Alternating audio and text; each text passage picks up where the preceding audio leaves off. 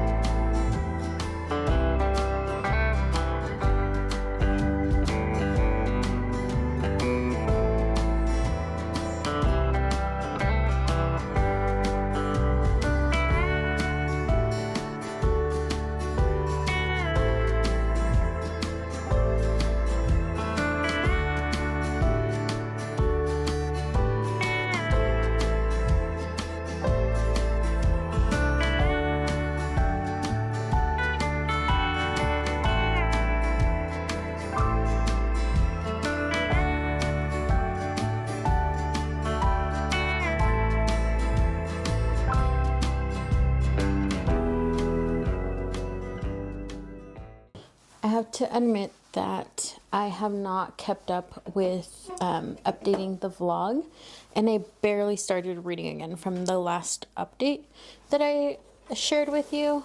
I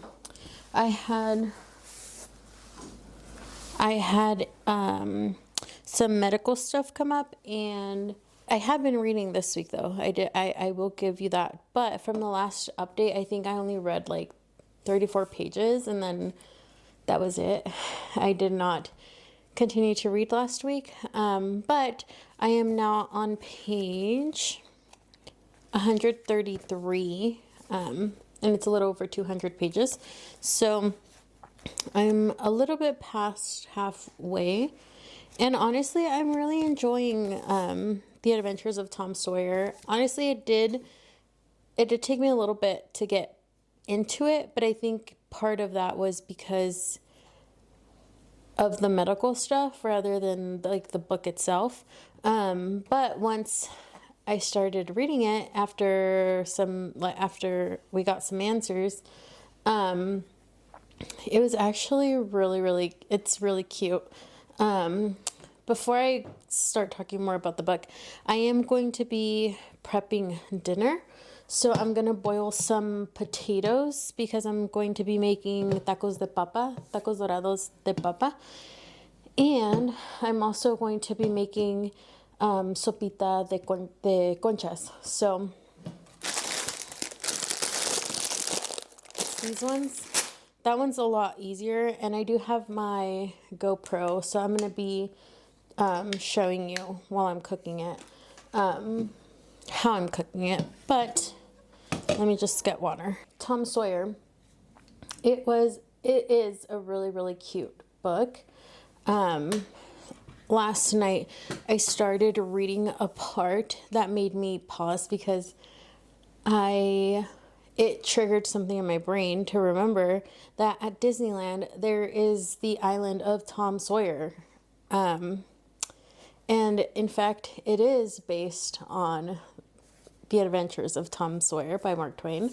So I did fall down that rabbit hole last night, reading about it and stuff, and how Walt Disney, he was inspired by Mark Twain and his writings and things like that. So that was cool to, it was cool to come to that realization. But the book is really, it's a fun read. It's definitely a classic, right? So like the writing and all that, it's very much dated. They do say the N-word, but it is a product of its time, and I think it's good to keep that in mind.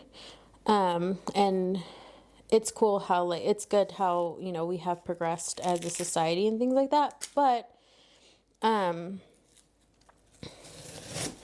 it's still entertaining. Tom Sawyer is such a mischievous little boy that I was not I don't know what I was expecting, but I was not expecting a mischievous little boy. But it works, it just really works. Oh wait, I don't need water.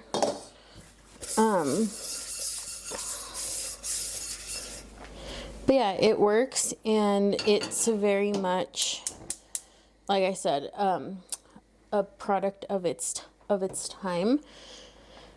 But there are a lot of shocking moments. They witness a murder, and they're little kids, they're little boys. So it's shocking, and then it's funny, and then it's a little bit emotional. You feel for his aunt. You really feel for his aunt. She is doing her best, and early on, this is like the first chapter. Early on, that his parents passed away, so the aunt started taking care of Tom Sawyer and his siblings. So he doesn't have parents necessarily. He has his aunt, which is his new mom, but it's his aunt. So part of it, you're also, or at least me, like, I'm thinking of if some of his acting out is because he doesn't have parents anymore, although he doesn't really mention, him being sad or, things like that. But I wonder if, part of his mischievousness comes from not having his parents. Or I wonder if he was like that even with his parents. But nonetheless, it's such a good, it's a cute book. I don't think it's gonna be my all-time favorite book for forever, but it's a good book. I'm enjoying my time reading it, and you also get to like Mark Twain's observations of like little kids and coming of age and how they seek for attention and praise and all of that. It's all intertwined with how Tom Sawyer acts and things like that, and then like commentary that you get from the narrator and things like that. So I like it. I think there is still a lot of truth in those observations of how little kids will, do silly things or dumb things, to get their peers' attentions, or, sometimes parents might see things as acting out, but in reality, they're just trying to get approval from their peers and things like that. So those kinds of observations I have really, really, really enjoyed in this book, because I still think that regardless of how far we have come as a society, those kinds of things still stand in how people act, and like especially little kids and things like that. So there is a moment in the book where this prestigious person comes to like their church and things like that, and then it starts talking about like those same observations that he has already made and driven home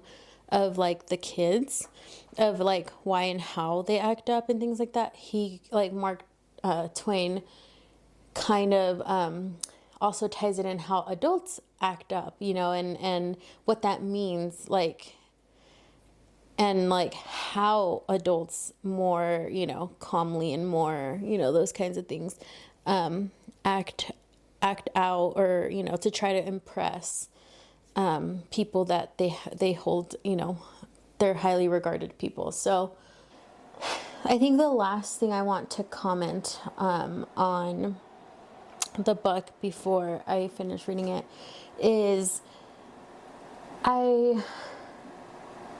you really get like a sense of the time period, like the moms being devoted moms and wives and all that, but like, from back in the day, and like not having like cars, or just the way that they traveled and things like that, and how word got around. That was crazy. And then also how there was this there was a murder, and they talked about hanging a man, and how we don't do that nowadays, but it is still talked about in this book. And honestly, it's just, I don't know, like, I like it. It's a, for his time. I also do want to, once I'm done reading it, I kind of want to research some of like the whole like symbolism and like all those things, because I know there's a lot of it, and I know that I am catching some of it, but I know that there's more, and like things that have deeper meanings. So I kind of want to research a little bit, and then I'll come back, and share with you guys that. But for now, I just have to finish reading the book. So right now they're going into a trial. So I'll let you know. But each chapter, what I've noticed in the book is each chapter is also like something like a new thing, like whether it's you know, Tom doing a new mischievous thing, you know, or I don't know, some like, I mean, it's mainly just Tom being mischievous the entire book, but each chapter is like a new thing. So, it's been nice because once, you know, I get to a chapter, if I need to take a break, then I know I can take a break because technically that specific mischievous thing Tom is up to is like complete, although like it might have consequences like in the next chapter. Technically part of it is like done, so it's been nice to be able to like put down whenever I need to. Like I just know that if I get to the next chapter I'll be good.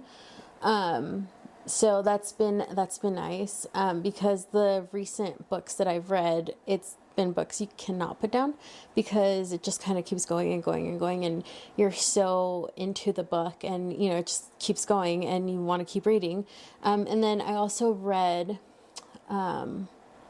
Cujo by Stephen King, and that one had no chapters, like no chapters at all. It was just a consecutive story, so that one was a little weird. It did throw me off just a little bit. It did throw me off, but it was also kind of nice because, you know, there's cons and pros, but I think one of the pros is that you're not focused on getting to like the next chapter because it's just one big story, you know. I'll go more into depth of Cujo when I do like the wrap up or like the book, like if I do a book review. But yeah, that was like one thing I did right away notice, that there was no chapter. And in Stephen King books though, I do have to say, side tangent, but I do have to say in Stephen King books, a lot of the times there's like parts in a book, like part 1, part 2, and part 3. And within those parts, there are chapters, but they're just numbered. So it's like 1, 2, 3, 4, and then it's like it'll start again at 1. So Stephen King's books are always formatted a little differently. But then in Fairy Tale, that one was chaptered. Like it had chapter titles and illustrations in the beginning of each chapter. So that one was different, you know. But yeah, books are formatted differently, and I love it.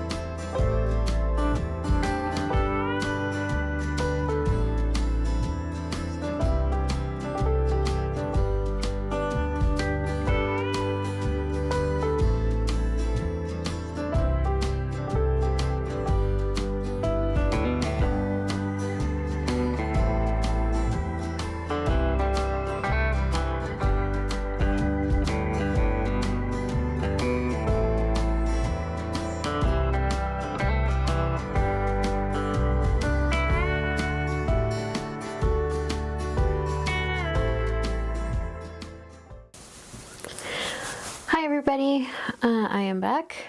It has been a lot more days since the last update, and I did have the reason why I feel like this video is all over the place is because I have been going through some health stuff, not a cold this time, and we kind of took care of the first half of it, so I am back.